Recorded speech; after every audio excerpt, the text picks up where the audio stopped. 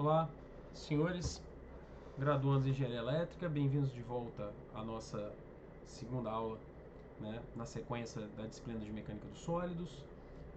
Hoje eu vou estar dando uma retomada dos exemplos resolvidos, né? Comecei com os senhores na aula passada, achamos a escrita cartesiana de um vetor desse exemplo 1. Depois eu vou seguir para um outro exemplo, vou encerrar esse assunto, né, e vou começar a temática da aula de hoje, ok? Então, se os senhores lembrarem bem, nós tínhamos aqui, né, um ganchinho, né, com uma força aplicada de 100 libras, com essas disposições espaciais aqui dadas por esses ângulos de 60 e 45 graus, e a gente tinha que expressar essa força como vetor cartesiano. Fizemos essa solução, né, na aula passada e chegamos, né, a esta configuração aqui, né, dessa força. Aqui estão os componentes nas três direções coordenadas. Bem, o que mais a gente pode fazer, então, quando a gente tem um vetor em escrita cartesiana, tá? Nós podemos dar a sequência calculando o módulo desse vetor para confirmar se bate com aquelas 100 libras, né, do exercício. Bateu, isso é um sinal de que está correta a nossa solução em termos de mecânica estática, ok?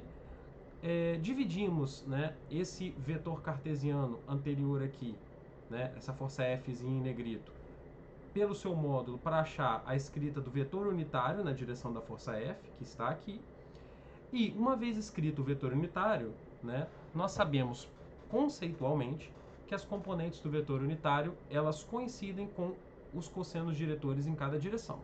Então, uma vez que eu tire o arco cosseno, né, desses valores aqui, que são as componentes do vetor unitário, eu posso estar achando, né, os ângulos de direção no espaço dessa minha força F. Okay? Então isso finaliza o exercício anterior. Pulando agora para um exemplo 2, para a gente fixar um pouquinho mais ainda os conhecimentos. O exercício 2 diz o seguinte, tá? Duas forças agem sobre um gancho, como mostrado na figura ao lado, e ele pede para que você especifique a intensidade ou magnitude da força F2 e os seus ângulos, né, de direção no espaço, para que a força resultante entre ela e uma força F1 de 300 N seja igual a 800 N na direção positiva do eixo Y. Ou seja, ele quer que a resultante, a força Fr, tenha uma escrita cartesiana igual a 800J, que seria apenas, né, componente na direção positiva do eixo Y. Ok? Então, como resolver esse problema? Primeira coisa, soma vetorial simples. Né? Lembrar aqui que a força resultante Fr é a soma vetorial de F1 com F2. Tá?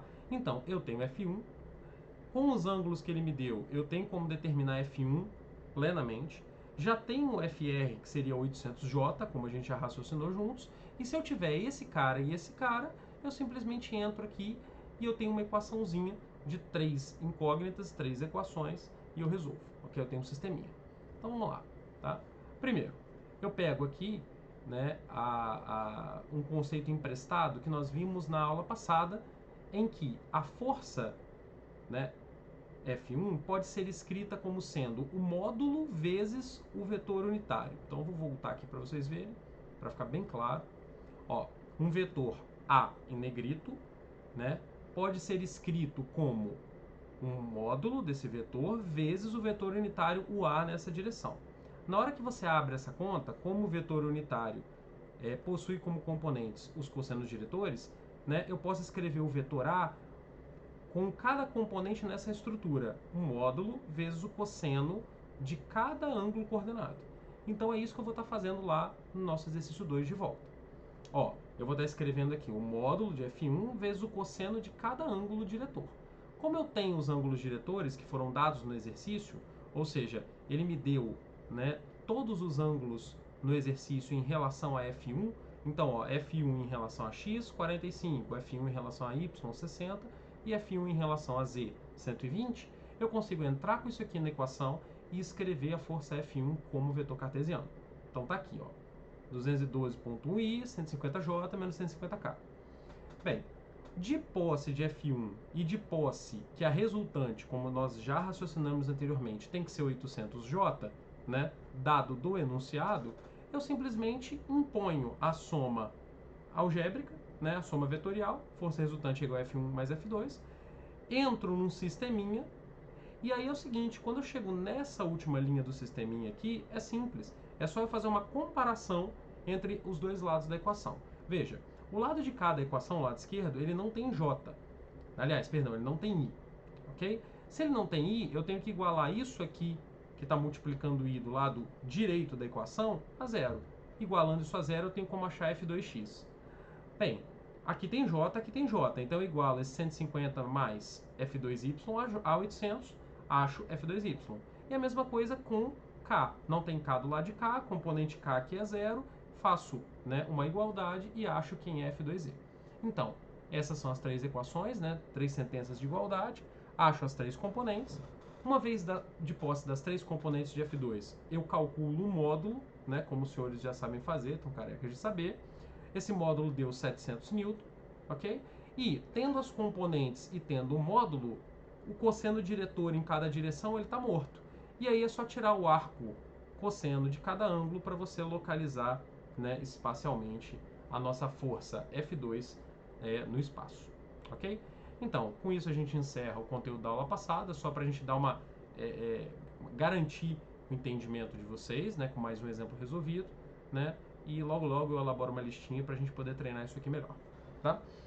Então vamos lá, pessoal, vamos dar uma respiradinha e agora, com atenção, eu vou introduzir aqui um paralelo entre o que vocês já sabem e o que vocês vão aprender aqui na mecânica vetorial, na mecânica estática, ok? Então vamos lá. O que eu quero relembrar com vocês? Quando vocês tiveram aula lá de física mecânica, né, de física 1, vocês a todo momento faziam probleminhas, por exemplo, envolvendo caixinhas, carrinhos e aviões, carros, o que seja. E aquilo era muito bonito, né? Porque você fala assim, nossa, eu estou calculando aqui um carro de corrida, ele fazendo uma curva, um bloquinho descendo uma rampa. Isso, assim, digamos assim, filosoficamente é muito bonito. Entretanto, há um problema de aproximação, né? E logo alguns alunos mais atentos, eles poderiam se perguntar o seguinte, poxa, eu resolvo o problema do carrinho, do avião, do bloquinho, mas eu nunca considero as dimensões desse avião, as dimensões desse bloquinho ou as dimensões desse carro. E vocês estão corretos, né? Na física mecânica, vocês tratavam de problemas considerando mecanicamente, né, aqueles problemas como sendo uma partícula, como sendo um ponto material. E uma partícula ou um ponto material, eles não têm dimensão por conceito. Então eles são um ponto, né? Um ponto ou uma partícula. Então não há de se falar de dimensão. Então, exemplo, tá? Olhando essa figurinha aqui ao lado, 3.4 que a gente tem aqui no nosso material, eu vou considerar o seguinte, que eu tenho essa esferinha azul aqui, e sobre essa esfera, né, atuam todas essas forcinhas que vocês estão vendo aqui, tá? F1 até F4. Se eu quisesse, por exemplo, calcular, né, o equilíbrio, né, estático, ou seja, a condição para que essa esferinha ela ficasse imóvel, né, parada, bastaria que eu somasse aqui, né, as forças e igualasse a zero, ok? Então, se eu imponho que o somatório de forças sobre uma partícula é igual a zero, na verdade eu estou impondo uma condição de equilíbrio em cima dessa partícula. Então vejam, a gente não considera as dimensões, a gente simplesmente considera uma sentença de força para garantir o equilíbrio. Então, isso é o que vocês fizeram até agora, tá?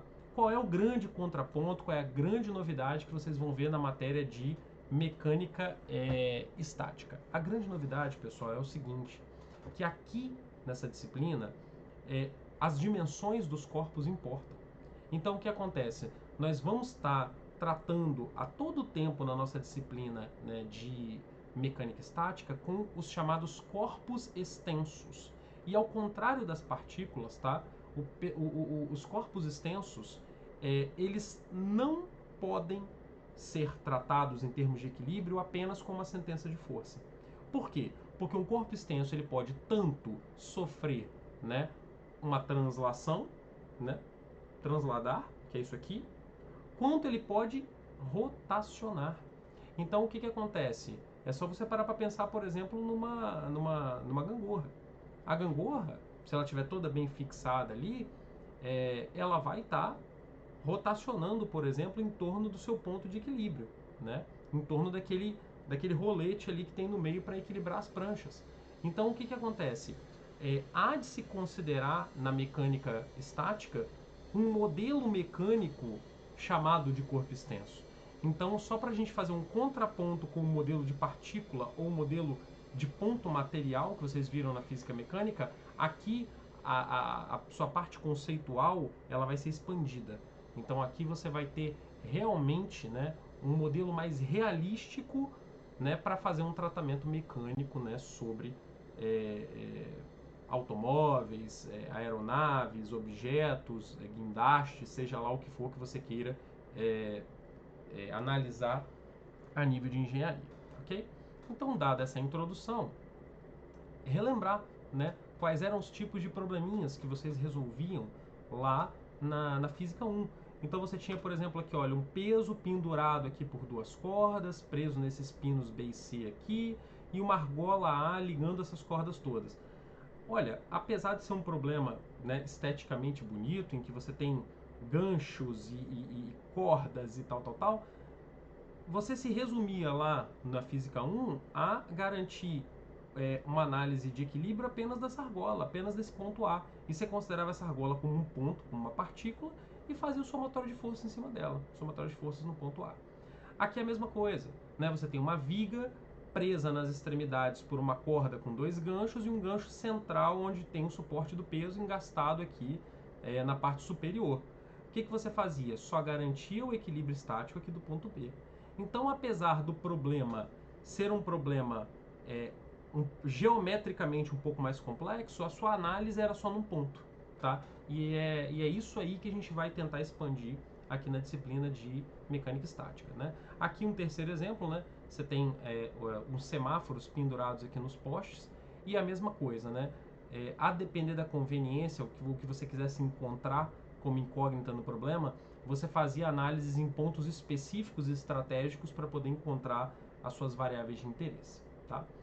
Bem, dado esse contraponto, dada toda essa introdução, a gente entra rapidamente aqui, né, no conceito de momento, tá? Então eu quero que vocês considerem, para explicação do conceito de momento, né, uma situação muito comum da prática de todo mundo, tá? Por exemplo, se você for trocar, por exemplo, um pneu de carro, por exemplo, você vai usar uma chave parecida com essa aqui, ou mesmo se você quiser afrouxar um parafuso, né, de algum componente em casa ou de uma máquina, você vai estar usando um princípio de alavanca, né, que é o quê? É você aplicar uma força com uma determinada distância em relação a um ponto de giro, tá? Só que essa coisa de força vezes distância como sendo só um número para força e um número vezes a distância, ou seja, calculando tudo de forma escalar, não é o suficiente, né, que você fazia lá no ensino médio, no pré-veste, lá no pré-vestibular, não é o suficiente aqui para nós engenheiros, tá? Aqui existe um determinado formalismo a mais que nós temos que introduzir gradualmente, devagarinho, para que a gente possa ter os termos corretos para se referir às coisas quando a gente fala em termos de engenharia. Então veja só, né? Você tem uma força F aplicada aqui nessa extremidade da chave, você tem um braço de alavanca D, né? E você tem, na verdade, né, um eixo que passa pelo seu ponto de giro O, né? Então aqui o seu ponto de giro O, né? Existe um eixo, né, que passa por esse ponto de giro, certo? E o momento, né, que normalmente nós tratamos como sendo uma variável escalar, na verdade é um vetor. Então a primeira novidade aqui ao tratar de momento é uma entidade vetorial. Apesar de o tratamento de momento até então dado no ensino médio, ele só pode ali chegar até o tratamento escalar por termos de complexidade, mas aqui, como a gente vai subir mais um degrauzinho no conhecimento, a gente já vai tratar o momento como uma entidade vetorial, ok? Então, aqui nessas três figurinhas há um outro conceitinho que a gente pode passar, que é o seguinte, tá? Quando a força e o braço de alavanca eles estão fazendo um ângulo reto de 90 graus, a gente tem a maior efetividade no sentido de gerar um vetor momento de maior magnitude. Quando você aplica essa força aqui com uma certa inclinação em relação ao braço de alavanca, apenas a componente perpendicular gera momento e a componente que está na direção do braço não gera momento. tá? E a prova disso vem na última figurinha. Se eu aplicar a força F inteiramente na direção do braço de alavanca, que seria o comprimento da chave, meu potencial braço de alavanca, eu não gero nenhum momento. Ou seja, eu estou tentando transladar o ponto O, mas rotacioná-lo eu não estou, porque eu não estou gerando momento naquele eixo Z. Ok? Então, o conceito de momento ele foi previamente aqui estabelecido com vocês, tá? E a gente vai continuar aqui com algumas outras generalizações, tá? Então, como o momento ele é um vetor, há de se falar aqui de duas coisas. De magnitude, ou seja, qual é o módulo, a magnitude desse momento, e qual é a direção. E quando eu falo direção, eu falo, né, a direção como uma coisa completa, né? Então, o que acontece, tá? Basta que você multiplique aqui a força vezes o braço de alavanca para você chegar na magnitude do momento. Mas lembre-se, aqui eu estou considerando que a minha força e o meu braço de alavanca estão a 90 graus. Então, se eu quiser estender e endireitar, digamos assim, esse conceito, eu diria o seguinte, que a magnitude do momento seria a parcela da força perpendicular ao braço de alavanca vezes o próprio braço de alavanca, ok? Então, a questão do módulo aqui, da magnitude, pessoal, não há dificuldade, não há nenhum tipo de complexidade nisso. Agora, a questão do direcionamento, ela é interessante, a questão da direção. Então, é o seguinte, a regrinha aqui para você estar determinando a direção do momento, ela é chamada regra da mão direita. Então, como é que ela funciona? Ela funciona assim, ó. Você tem um determinado eixo aqui, tá? Tem um determinado eixo aqui. Você vai colocar o seu polegar na direção do eixo por onde passa o ponto de referência ou ponto de giro, ok? E você vai girar, né, os seus dedos na direção, né, dessa força que está sendo aplicada. E aí você vai ter, né, o sentido aqui do momento. Então, a direção, né, o giro são os seus dedos, né, e o polegar seria o sentido do momento. Então, como essa força aqui, ok? Como essa força aqui, em relação a esse braço de alavanca, ela está gerando este sentido aqui azul de rotação que a gente está vendo na figurinha de baixo. Na hora que você gira os seus dedos, ó, vou esconder o polegar. Na hora que você gira os seus dedos, você vê que o polegar aponta para cima. Se o sentido fosse ao contrário, né, se isso aqui girasse para baixo, e essa força tivesse invertida no sentido contrário, os seus dedos girariam em outro sentido, os seus 4 dedos, e o seu polegar, que é a direção do momento m0, ela apontaria para baixo. Então, o que acontece? O sentido de giro é dado por esses seus 4 dedos e a direção do vetor momento é dada pelo seu polegar, tá bom? Então, a gente vai ter oportunidade de treinar isso, né, com tranquilidade nos exercícios, mas é a famosa regra da mão direita.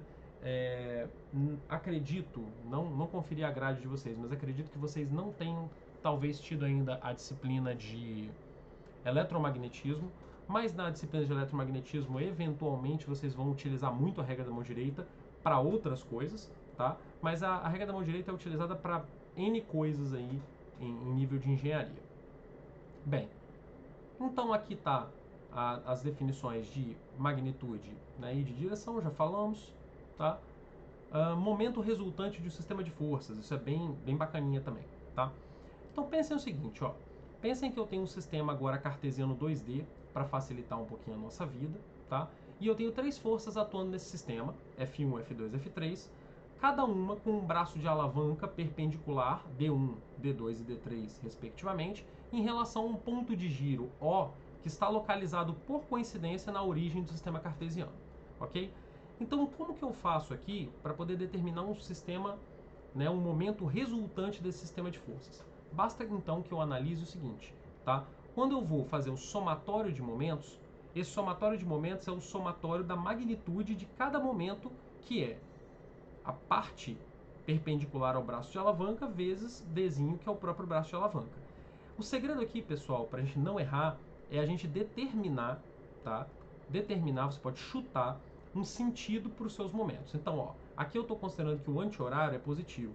Eu, particularmente, gosto de utilizar essa convenção de anti-horário positivo.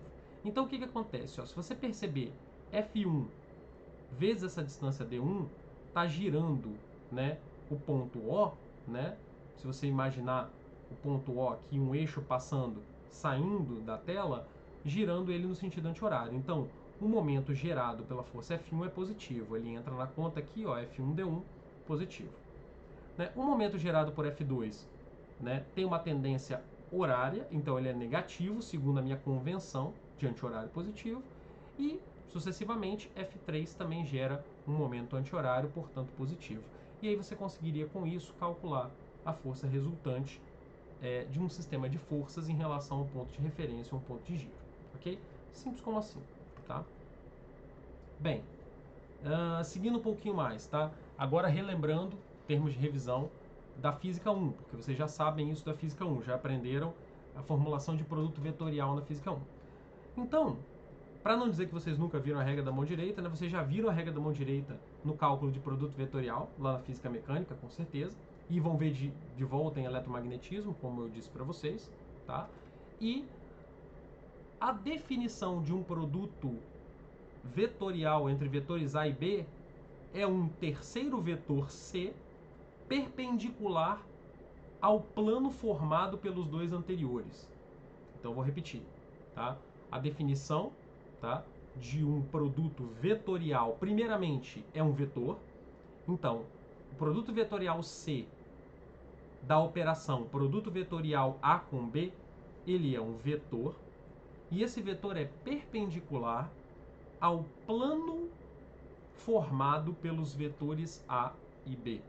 E aí eu vou puxar dois conceitos. O primeiro, produto vetorial, isso vocês já viram na mecânica. E quando eu falo plano formado pelos vetores A e B, você tem que relembrar de onde? Da álgebra linear, geometria analítica, ok? Então, basta que eu tenha dois vetores e eu consigo determinar aí um plano com um vetor normal perpendicular a esse plano, ok? Então, essa ideia é toda familiar, ela é toda já construída na cabeça de vocês. E aí, o que eu faço aqui, pessoal? Eu faço o seguinte, tá? Eu aplico a mesma regra da mão direita. Então, como que eu aplico a regra da mão direita aqui no caso do produto vetorial? Explicando e revisando, tá? Se eu tenho um produto vetorial A com B, eu coloco meus 4 dedos, né, saindo de A e girando os 4 dedos até chegar em B e vejo para onde aponta o meu polegar. Se o meu polegar apontou para cima, girou assim, apontou para cima, significa que o meu vetor C, ele aponta para cima. Se o produto vetorial fosse invertido, ou seja, fosse B com A, ele ia ter exatamente a mesma magnitude, mas ele ia ter a direção invertida, porque quando você fizesse a regra da mão direita, os seus dedos sairiam de B para A e, portanto, o seu polegar apontaria para baixo, ok? Então, o que determina se um produto vetorial, né, ele vai ser positivo ou negativo, né? Só deixa eu dar uma ajeitadinha na câmera aqui, pessoal. Deixa eu ver se ajeitou. Acho que ajeitou. O que determina se um produto vetorial vai ser negativo ou positivo? O ângulo formado por esses dois vetores, ok? Esse ângulo formado ele varia entre 0 e 180 e dependendo do valor do ângulo, o cosseno vai ser positivo ou negativo, tá? Bem, lembrando aqui que o cálculo da magnitude ainda do produto vetorial é um módulo do vetor A vezes o módulo do vetor B vezes o seno, né, entre eles. Eu falei cosseno, perdão, tá bom, pessoal? Né, cosseno seria o produto escalar, né, aqui no produto vetorial a gente usa seno. Erro meu, me perdoem. Bem, continuando aqui, tá? Então, usando aquela estratégiazinha bacana de você escrever um vetor como sendo o seu módulo ou a sua magnitude vezes um vetor unitário naquela direção, eu posso escrever o produto vetorial de A com B assim. O módulo, que seria AB vezes o seno de θ, vezes o C, que seria um vetor unitário na direção de C, que é o produto vetorial. Então, olha só como é que aqui o autor ele já mistura, tá, as ideias de vetor unitário na direção de um vetor para fazer uma escrita um pouquinho diferente do convencional da física mecânica aqui para o produto vetorial, tá? Mas no final das contas é tudo a mesma mecânica, é tudo a mesma coisa, tá? Bem, existem algumas leis de operação interessantes do produto vetorial aqui, tá? Então, primeiro é a lei comutativa, que ela não é válida aqui no produto vetorial. Então, a comutação ela não produz os mesmos resultados, ou seja, A vetorial B e B vetorial A não são iguais, né? É uma relação aqui, eu poderia dizer, antissimétrica, ou seja, você tem que elas são iguais por exceção de um sinal, ou seja, se você inverter A vetorial B e fizer B vetorial A, uma vai ser o negativo da outra, até porque o sentido do seu polegar vai inverter, porque o sentido de giro dos dedos aqui da regra da mão direita vai inverter, tá? Existe uma outra regra aqui, o produto vetorial multiplicado por um escalar A. Você pode fazer o seguinte, você pode multiplicar esse escalar, tá? Aqui no A, você pode multiplicar esse escalar aqui no B, tá? Então, assim, basta que você entre com esse escalar multiplicando um dos dois vetores, tá? E a regra da distributiva, né? Se você tem um produto vetorial de A com uma soma B mais D, é a mesma coisa de A vetorial B mais A vetorial D. Ou seja, você tem uma obediência à lei distributiva, tá? Essas questões de propriedades, pessoal, matemáticas do produto vetorial, eu vou te dizer que elas servem muito mais às vezes para questões de vestibular e questões de concurso público de engenheiro e de demonstrações de expressões importantes dentro da seara ali da engenharia do que propriamente para poder resolver problemas e fazer projeto, tá bom? Então, o que eu estou querendo dizer com isso? Eu não estou relativizando a importância das propriedades, mas eu estou querendo dizer que raramente você vai utilizar a propriedade para fazer um exercício mecânico do livro, com exceção, por exemplo, de uma prova de concurso onde o cara quer realmente cobrar se você sabe ou não as propriedades de um produto vetorial, tá bom? Bem, então, continuando aqui a nossa sequência de conhecimentos, né? A gente vai fazer o seguinte agora, tá? Vamos parar e respirar e lembrar o seguinte, olha, a gente está num sistema cartesiano IR3, em 3 dimensões, tá? A gente tem aqui um sisteminha IJK, né? E a gente tem a regra da mão direita. Então, o que a gente vai fazer? A gente vai pegar os vetores unitários, que são esses caras tão importantes que vocês aprenderam desde a física mecânica, e vamos começar a fazer operações de produto vetorial com eles, ok? Então é o seguinte, ó, se você pegar I e multiplicar vetorial com J, você vai ter K positivo, né? Se você pegar o contrário, né, por exemplo, cadê o JI? JI vai dar menos K, mesma coisa. Se você pegar, por exemplo, J com K, ó, J com K vai dar I no sentido positivo. Se você pegar o contrário, vai dar o outro. Então, o que vocês já estão percebendo aqui? Vocês já estão percebendo o seguinte, que toda vez que eu pego um versor e multiplico por um outro diferente, ou seja, eu tenho dois, um versor vezes o outro diferente, eu vou ter o terceiro. E o sinal? O sinal depende da regra da mão direita. Agora, por um outro lado, se eu fizer o produto vetorial, ok? Entre dois vetores iguais, né? Iguais, isso vai dar zero, ok? Isso vai dar zero. Por que vai dar zero? Porque como a magnitude do produto vetorial ele depende do seno, né? E o seno de zero é zero, então você vai acabar tendo um produto vetorial nulo, tá bom? E aqui você tem um macetinho, tá? Em 2D para você ver essa questão dos sinais, tá? Onde você gira de I para J, de J para K e qual é o resultado em termos de sinal de cada coisa, tá bom? Aonde esse conhecimento aqui vai ser útil? Ele vai ser útil quando eu estiver calculando o momento e eu tiver que usar uma entidade matemática familiar de vocês que é chamada de determinante, tá bom? E aí, né, ao usar o determinante, eu vou ter que ter essas coisinhas já internalizadas dentro da minha CPU aqui para poder computar as contas, computar os cálculos. Deixa eu só dar uma olhadinha, pessoal, no que vem para frente. Eu acho que eu vou precisar de mais uma partezinha de aula, então eu vou parar por aqui essa aula e aí a gente faz uma terceira parte para poder encerrar, né, esse raciocínio do momento. Tá bom, pessoal? Até a próxima parte. Grande abraço.